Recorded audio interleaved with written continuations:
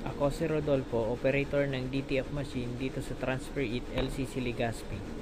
Ito ay ginamit ng 7 araw na may total na 72 meters.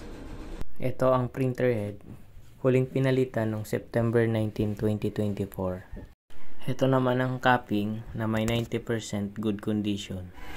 Head clean.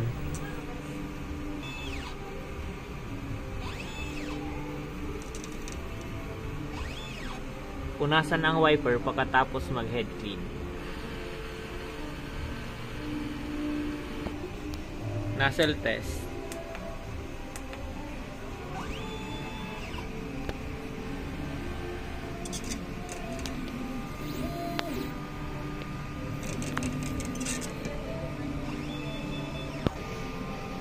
Ang ink system label namin ay tama lang. Ang damper ay pinalitan noong September 19, 2024. Ang waste tank ay nilinis ng 1 araw. Ito ang ABR at dito naman nakalagay ang aming ground wire. Dito nakalagay ang stock ng unused ink. Dito naman nakalagay ang in-use ink. Dito naman nakalagay ang stock ng DTF film, DTF powder, and cleaning solution.